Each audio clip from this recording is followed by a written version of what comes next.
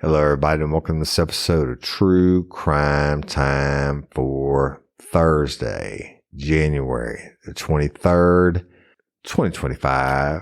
And I'm Woody Overton. And I'm Cyndi Overton. And we are just over 24 hours away from Murder in the Bayou on A&E, Cold Case Files. Y'all go check it out. It's the work y'all put in. And with all the phone calls in Courtney Coco's case and the tips and when we had to do a call to action because they wouldn't do their job. And of course, we finally got the murder conviction, but this is a whole different angle that A&E Cold Case Files is putting on it. And kind of excited about it. Can't wait to see it. Hope y'all watch it. It should be pretty cool. I think it's going to be amazing to get that story out. Right. I can't imagine the pain that it causes the whole family, Miss Stephanie and Ma and so I talked Lynn. to them, and it's naturally, it's always going to be a painful thing. Mm-hmm. But think about the pain they went through for almost 18 years until we got the conviction. Yeah. And pain of knowing that dude got away with it for all that time. Yeah. Not knowing who murdered your daughter. There was a whole lot more pain in that than it is in seeing her story, and her story deserves to be told. It's a hell of a story. But sorry to interrupt. Sorry. Hell of a story of resilience and never giving up and God working things out. And Miss Stephanie has done great things, being the victims. Continues to do great things. Not to cut you off, but she actually goes into the prison system and talks to groups of prisoners about their effects of the violent crimes that they do, the murders that they do, and how it's so much more than just the person they murdered. Right. And she also, she started the group in Louisiana for victims of murder, family members who had their family members murdered. I forget the name of it, but I've spoken at the candlelight vigil before. Of course, that was an honor, but she does so much, and she's writing a book that she's almost finished with the book on her version of Courtney's life and murder and the trial, and I can't wait to read it. I got goosebumps. So, I'm writing a piece for it too. Oh, that's awesome. Yeah. She wanted me to write a piece for it. But anyway, y'all check it out. And with that being said, let's get on some true crime time for Thirsty Thursday. Roll with it, son. All right, we're going to start in your second favorite state. Wisconsin. That's right. Might be my favorite state. Well, I was hesitant to say second favorite, but hey, why did you think that Walmart was going to be able to deliver today? They've canceled. I just thought I'd give it a try. They canceled it. I know. I got that text. It's going to be canceled for the next 2 days. You know that. I know. What did you need that you didn't get yesterday and the day before? And the day before. More Dr. Thunder for you. I hadn't even drank the Dr. Thunder yet. I know, but Walmart should give us a commercial. And I want to do a shout out to Sitka. Sitka is keeping us warm right now. That's the truth. That's the real deal. Y'all, if you don't know what Sitka is, I always just wore camouflage and all that stuff. Well, Sitka is made in Alaska, and you know why it's so warm and so, what do you call it, user friendly? It's got pockets of places you wouldn't even think about. It's because the MFers up in Alaska know what it's like to be cold. Yes. And we're both sitting here in Sitka jackets and hoods and toasty warm, and it's snowing like a bitch outside. Yeah. And it's cold outside. There's no heater in here. Yeah. This studio is not attached to our house, y'all. It's in a giant metal building, but inside of it is an enclosed soundproof room we turned into a studio, and it'd be cold. Yeah. I would love to have a thermometer in here to see actually the temperature. It's probably, because we got this little heater here, but the itty bitty. The big heater, y'all, we don't turn on because of the noise on the microphones. And it has heating and air conditioning here naturally, but I always turn it off for when we record. Right. But it's probably about, I can see my brow. It's about 27 degrees. Easy. Yeah. But I'm not cold, except for my Oh, nosy yeah. Hey, nose. Sitka, I should shout have out brought my Sitka. nose warmer out here. Sitka, yes, Kimmy.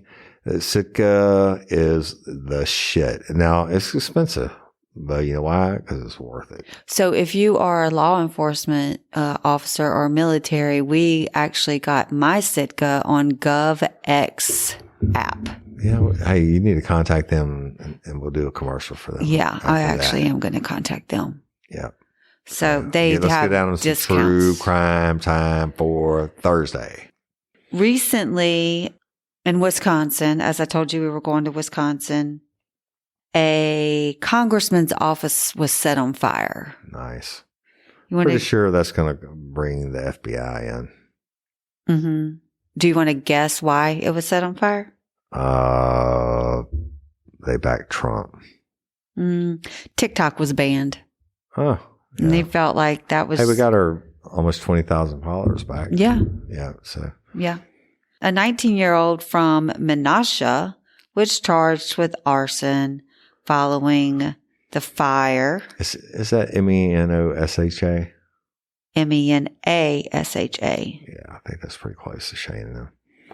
So a Wisconsin teen was arrested and charged with arson over the weekend after police say he set fire to a local congressman's office and cited the TikTok ban as his motive. Okay. Hey, everybody's got to have a reason. Right?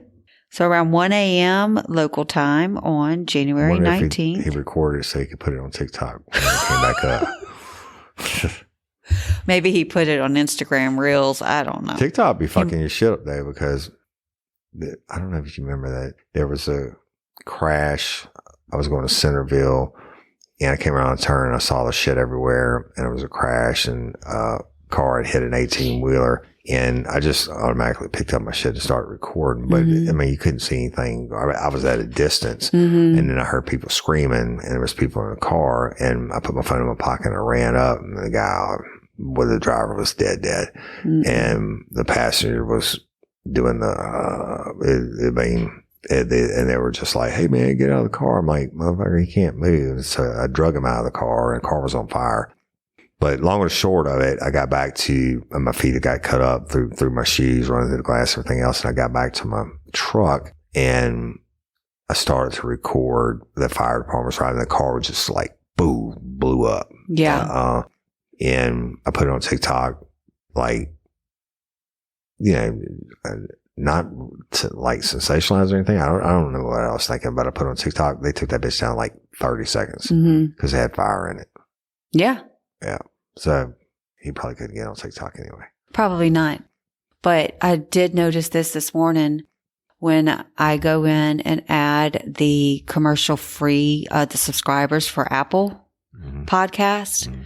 I have to go in and manually go to Apple and upload the audio. So you can't do it through TikTok right now? No, I'm just talking about Apple Podcast in general. So for our subscribers in Apple, I have to do a separate upload. What does that have to do with TikTok? I'm going to tell you. So this is a very new thing since this year that I've noticed is certain podcasts of ours have been labeled explicit. So they review the content. Apple does? Apple does. That's a new thing. All my shit is explicit. So some of them are not labeled and some of them are, and it says after review and then it shows the explicit and you can't remove it. Like I can't go unclick that box that says explicit. So I thought that was interesting that because YouTube does that automatically anyway, whenever you load up a video to YouTube. I love you very much, but nobody in the world has any idea what you're talking about. Well, explicit content isn't going to go to all people. It gets... I understand, but they're here to hear true crime. Well, it was the same thing as TikTok taking your stuff down because that's explicit. They didn't want you to have that on there. So it goes exactly with what you were saying. That's not. Lost me. I got a hoodie on and maybe my brain's not working. Apparently not. I still don't trying get to it. make me look like I don't know what I'm talking about. No, obviously you know what you're talking about. Nobody else understands it. Well, or I don't understand. I don't know about other people. You want to set your child up for success? Is your child struggling with a specific subject, or do they need a challenge to keep them engaged? IXL Learning is an online learning program that enriches your homeschool curriculum. It offers practice in math, English, language arts, science, and social studies, and adapts to each child, meeting them at their personal level. As a homeschool parent, I can tell you that IXL has been life-saving for my son, WL. He uses IXL every day, and it allows me to tailor his learning experience based on his specific skills, not just his grade level. If he needs support, IXL finds his current level and helps him build up to where he needs to be. And in areas where he's advanced, IXL propels him forward without any setbacks. What I love most is that IXL uses visuals in its questions and lessons, which really helps WL learn math and science better since he is a visual learner. The interactive practice problems and educational games make learning fun and engaging. With IXL, school is a positive, fun experience. WL enjoys earning awards in the educational games. IXL is trusted by 15 million students worldwide and has proven to improve in performance in over 75 scientific research studies. Make an impact on your child's learning. Get IXL now. Real Life, Real Crime listeners can receive an exclusive 20% off IXL membership when they sign up today at IXL.com/today. Visit IXL.com/today to access the most effective learning program at the best price. Are you feeling overwhelmed by hormonal changes? I know Cyndi was, and if you're a woman, you're definitely not alone. There are more than 1,000 hormone disruptors living rent-free in our environment right now, found in our food, water, and even in our skincare products. These disruptors can wreak havoc on our hormones. Believe me, before Hormone Harmony, I watched Cyndi suffer. Not anymore. Hormone Harmony's formula, made only with herbal ingredients, have reduced Cyndi's hormonal symptoms, and it helps women of all ages. Then there are the natural hormonal changes our bodies face, such as menopause. While these processes are part of life, they don't have to be uncomfortable. The good news is that you don't have to suffer through it any longer. Hormone Harmony contains science-backed herbal extracts known as adaptogens, designed to help the body cope with stressors, including those chaotic hormonal fluctuations that can disrupt your daily life. Whether it's PMS symptoms like irritability and cravings, or menopause symptoms such as hot flashes and night sweats, Hormone Harmony can help with it all. Happy Mammoth, the creator of Hormone Harmony, is dedicated to improving women's lives by using only high-quality science-backed ingredients. They make no compromises on quality, ensuring that you receive the best support possible. This isn't just a supplement, it has become a phenomenon. Women are talking about it everywhere, with a bottle of Hormone Harmony sold every 24 seconds. And the most important benefit, women express feeling like themselves again. A sentiment echoed in over 30,000 positive reviews. For a limited time, you can get 15% off your entire first order at happymammoth.com. Just use the code RLRC at checkout. That's happymammoth.com. Don't forget to use the code RLRC for 15% off today. So the city of Fond du Lac Police Department responded to reports of a fire at a local strip mall on North Peters Avenue, which contained the district office of Republican U.S. Representative Glenn Grothman. And upon arriving at the scene, police used fire extinguishers to hold the fire in check until the fire personnel arrived to put out the blaze. The fire department of whatever the LPD then located the 19-year-old man from Menasha near the strip mall, and he admitted to starting the fire in response to recent talks of a TikTok ban. Nice. He was arrested and charged with arson, and he's being held at Fond du Lac County Jail and will be referred to the district attorney's office. The building was unoccupied at the time because it was 1 o'clock in the morning. So there was no injuries reported, and an investigation by both the police and the city of Fond du Lac Fire Rescue is in its preliminary stages. Well, there you have it. Yeah. Lay it on your Congress. Don't go vote or do anything productive. Go light some congressman from middle of nowhere, Wisconsin's office on fire because you're really doing good, son. Yeah, that makes a lot of sense. We're very, very proud of you. You're the reason TikTok is back. not, right? Yep. So, oh no. Well, Pennsylvania coming up, and it's time for Family Matters. There's a lot of parents who have children, and they got to go to work, right? So what? I mean, daycare is expensive AF. Yes. Try not to say ass fuck because I don't want to be listed as explicit. Yeah. Do you got your kids? You've been knocking out your kids, and if it's summertime or whatever time, holiday time, and you got to go to work, what you do with your kids? Take them to the grandmother. Well, my grandparents weren't alive. Well, if your mama locked you outside. That's true. She did that. You used to wake up in the morning, and right after you had breakfast, she locked her ass outside. But there was like 6 of us. And I can promise you your siblings weren't watching you. No. But she let us back in for lunch. And kicked you right back out. Right back out, yeah. Until dinner. But we were raised in the country, well, kind of in the country. And, we always found shit to do. That's why I'm such a good swimmer. And reader. Oh, true. I love to read. All right. So this lady's name is Chat. Now check this name out. Chazziti. So Chazzitity. Chazzitity Candelario, who is 33, is facing charges, including endangering the welfare of a child after she was arrested on January 13th. And it's according to the Lebanon County Regional Police Department. And y'all, that's in Pennsylvania. And do you know why old Chazzitity got arrested? Huh? I know it's child. She left her kid home alone? Yeah, she did that. How does she leave him? Locked up and it's an 11-year-old kid, by the way. I'll give chained up to something. Absolutely. Abso-fucking-lutely. So the mom in Pennsylvania has been arrested after handcuffing. Where the fuck she get handcuffs? That's exactly what I was going to say. I wanted to have pink fuzz on them. Probably. With the name Chazzitity? With Chazzitity. I was pretty sure she swung around a pole a couple of times in her life. All right, but anyway, I don't know Chazzitity personally, y'all.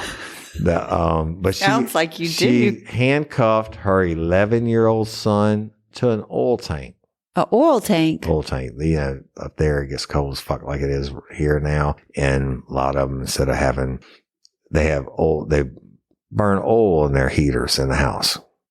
Yeah. Yeah. So anyway, I'm guessing this is in the basement. Stay tuned. We'll get to it. So on Saturday, January 11th, at approximately 9:55 p.m. local time, the Lebanon County Regional Police Department, otherwise known as LCRPD, was dispatched to 680 East Kircher Avenue in the city following reports that a 11-year-old juvenile male had been restrained. All right. I wonder how they found out. Plot thickens.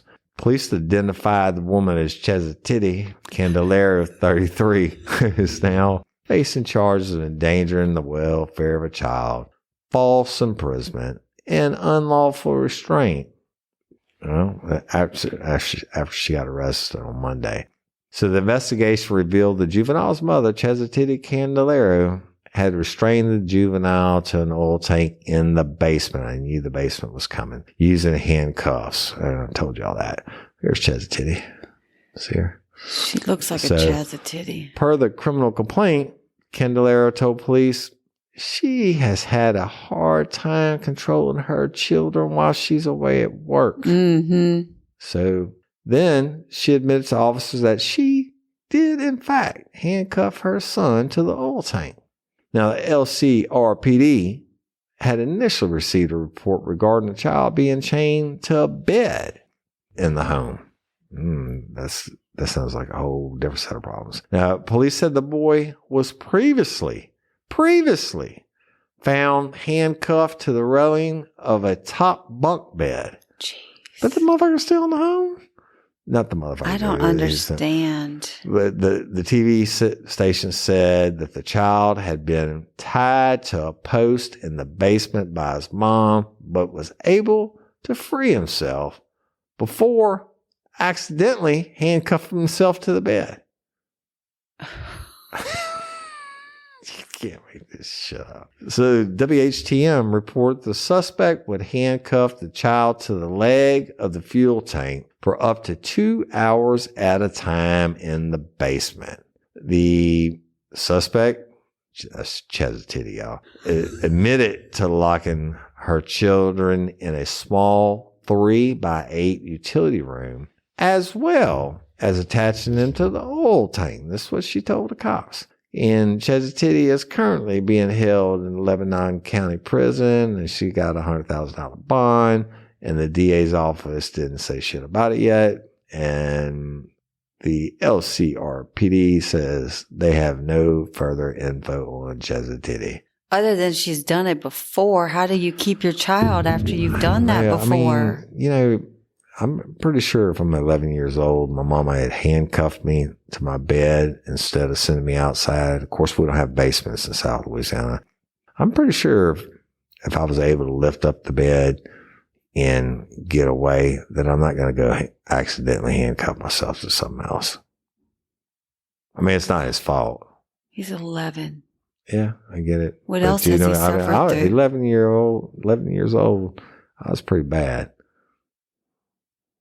Yeah.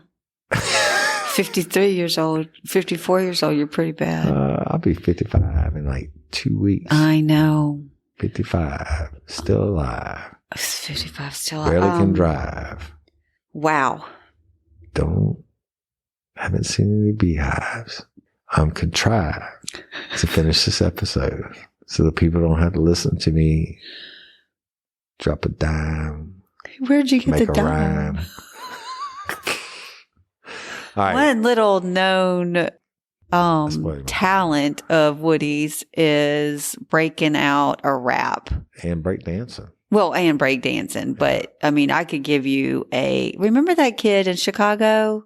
Which one? The one that we were at the restaurant. You and WL had the color. Every year on that date, I still message him and tell him that we're proud of him. He was a waiter, and he could rap his ass off. He could. We just gave him a word, and he just laid it down. Floated out. And it was like deep, legit. good, legit it's like stuff. Some Eminem shit.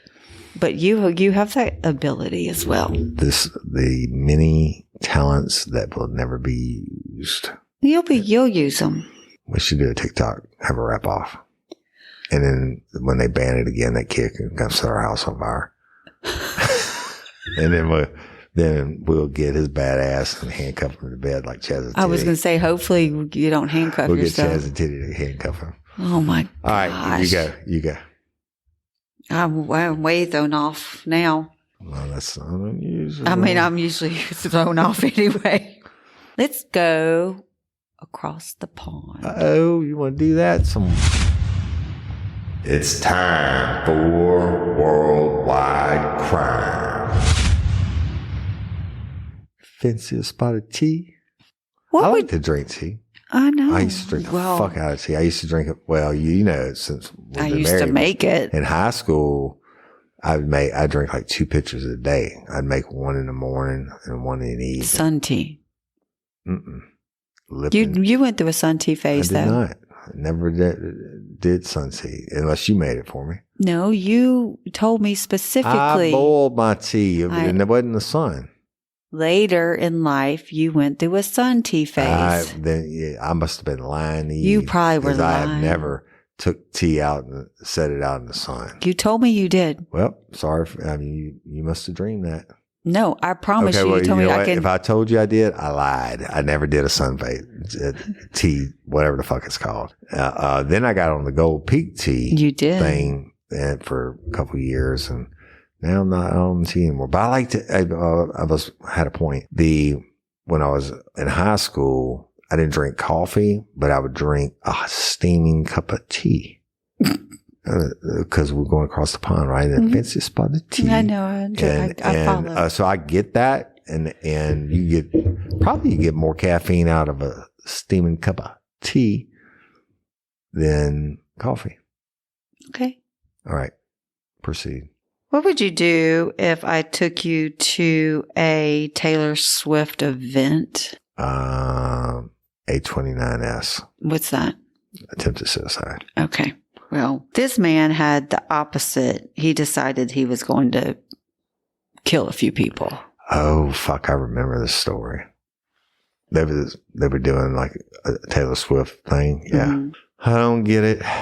The man accused of fatally stabbing 3 young girls at a Taylor Swift theme yoga and dance class event has pleaded guilty to murder. Yeah, well, everybody in the world saw him do it. So on Monday, January 20th, Axel Rudakabana, who is 18 years old, admitted to killing Elsie Dot Stancombe, who was 7 years old. Poor baby. Alice Da Silva Aguiar, I don't know, Aguiar. She was 9. Jeez. And B.B. King, who was 6. B.B. King. They were killed on July 29th, 2024. Yep, I remember that. He pleaded guilty to 3 counts of murder and 10 counts of attempted murder. Yeah, he stabbed a whole bunch of other people too. He also pled guilty to 2 terror-related charges after being accused of possessing ricin. Mm-hmm. And for also having an Al-Qaeda training manual. Mm. As I said earlier, the stabbings took place at a Swift theme dance class at the Heart Space Community Center in Southport, England, during the victim's summer vacation from school. Mm. King and Stancombe died in the attack, and Da Silva Aguiar later died from her injuries in the hospital. God bless them. There were 5 children and 2 adults also treated in the hospital following the attack. And he was born in Wales of Christian parents, and he was 17 at the time of the stabbings. And he wore a surgical mask at Monday's trial and refused to confirm his identity when asked by a judge. Yeah, because he got radicalized by ISIS or whatever, right? Yep. And I mean, you know, Allah, I've studied all the different religions, but Allah, I'm pretty sure, would not approve of you murdering 3 young girls. No. I don't think you're getting a house full of virgins because you murdered 3 young girls in Allah's name. No. So, do you want me to continue? Yeah, if you want to. So at the start of the school holidays, a day which should have been one of carefree innocence, of children enjoying a dance workshop and making friendship bracelets, became the scene of the darkest horror as Axel carried out his meticulously planned rampage.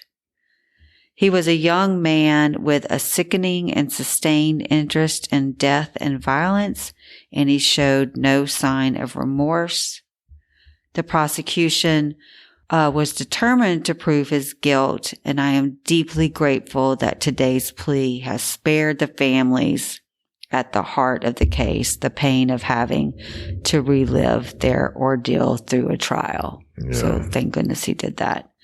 Today our thoughts are with all of those whose lives were altered by what happened on that day. But most of all, we think of Elise, BB, and Alice, the 3 beautiful young girls who lost their lives, and wish strength and courage to the families who loved and cherished them. The day of the stabbings, Taylor Swift shared a message on her Instagram stories, and she wrote, "The horror of yesterday's attack in Southport is washing over me continuously, and I'm just completely in shock. The loss of life and innocence and the horrendous trauma inflicted on everyone who was there, the families and the first responders." Yeah, well. And she goes on to say, "They were just little kids at a dance class. I am at a complete loss for how to ever convey my sympathies to these families." Yeah. What do you say? What do you say? What do you say? And ridiculous. Ridiculous. And it goes to show that it's not just guns. And thank God he didn't have a gun though. he tried to kill everybody with a knife, but it is what it is. So hearts go out to the victims' families. And B.B. King, what a cool name, man. I know, right? So I got to see him in the Cajun Dome when the Edwards ran, and then he won. And then I've been to his bar on Beale Street in Memphis. I love the blues. Yeah, I know you do. I really, really love the blues. But let's go to New York City, right? Yeah. Did I talk about the elderly lady getting robbed for her lottery winnings today, or was that yesterday? That was yesterday. Okay. Well, this is kind of a different. I think that was yesterday. It's kind of a different deal here. So in New York City, it's hard for me not to say get a rope. Sorry. Everybody. I know. That.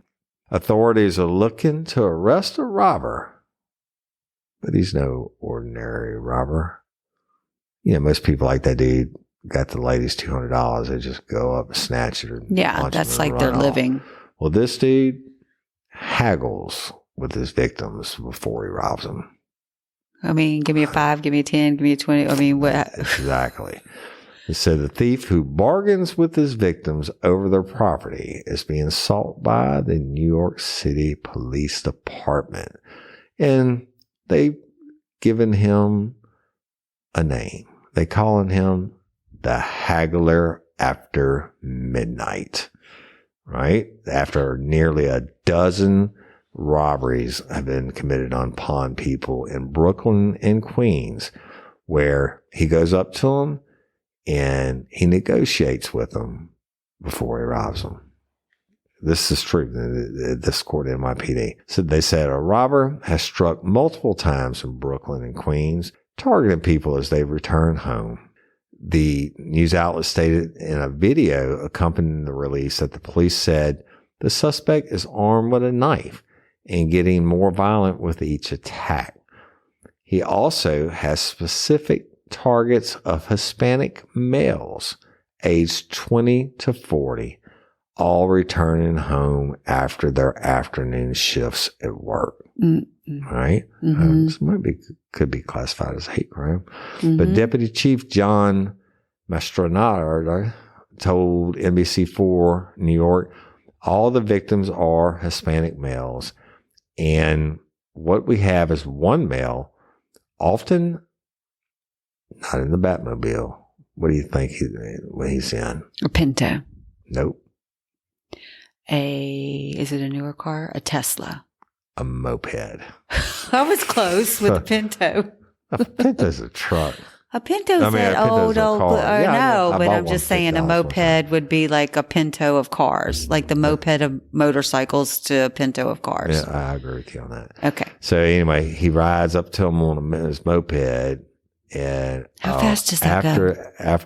After midnight, and the robber has also seen on a black and blue motorized scooter and a bicycle. Guess if he ran out of gas, couldn't afford his gas. So he asked one victim if he was a construction worker, which we find very odd. That's what she said. In the last incident, the male approached one of our victims and put a knife to his throat, removing his property.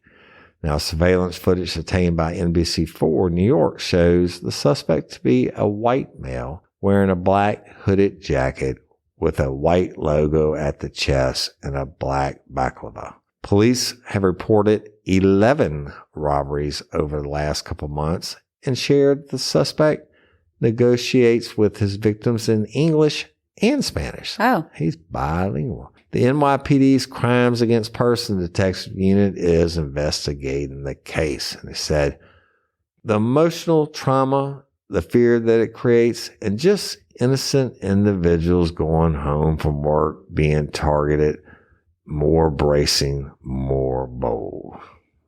And she said, he's got a strange motive, definitely, haggling with his victims. So often in these cases, the victim produces a property that they're going to give up. The suspect often says, no, I don't want that. I want that. So he'll choose, he explained. The haggler after midnight is typically after cash or electronics, and an award is being offered to help find him and lead to his arrest. Then the haggler after midnight will be no more. That's crazy shit. Right. I mean, look, now, not throwing shade on any race group or whatever. When I started in the prison system over 30 years ago, 35 years ago, it was like you had a working cell block, 100 inmates. It'd be like 2 white and 98 African American. Mm-hmm. And then now it's like 30 Hispanics, African Americans, and however many whites. This dude, when they catch his ass, you think that some of the people that he robbed don't have essays on the cell block? They're going to get him? Possibly, yeah. Oh, I guarantee you they do. And they're making him famous as fuck. And he's a white dude robbing only Hispanics. But he's speaking Spanish. It doesn't matter. He I might was have being the Spanish sarcastic. He habla español all he wants to. He might be married to a Spanish lady or something. He's white and he's robbing only Hispanics. It should be classified as a hate crime. And when he gets to the cell block, he's going to be tossing salads and washing dirty drawers. Horrible. By hand. So, well, maybe he'll be able to use his negotiation skills. Can you believe that? I mean, like, no, I don't want your money. I want your iPad. Or no, do you have a watch? Yeah. I mean, fucking stupid. All right. That's it. We're getting out of here early and quick because it's like still snowing. I know you're getting this on Thursday. It'll be gone by then. Most of it will be gone. And the roads should be back open. But we got lifers all over the world. We love all y'all. Thank you for liking and listening and sharing. And that's all I got for Thursday. Okay. Nothing else. Okay. Because I'm cold as fuck. Okay. All right. All right, y'all. Hashtag justice for Haley. Patreon make sure you're going to get it a little later this week. But you're still getting commercial free early releases. And I think there's going to be some more bonus materials up for y'all in the vault. And the case continues to gain momentum and people are getting more and more pissed off the more they listen to it, which is what we want. But you think you're pissed off now, you're about to really get pissed off. Yeah. This next couple parts that are coming out and where we're going to explain why Brooks Cleary was never indicted for murder, and it's ridiculous. Mm-hmm. So, anything? I don't have anything. All right. Well, Woody Overton. I'm Cyndi Overton. Host of True Crime Time for Thirsty Thursday. We'll holler at y'all next time. Peace.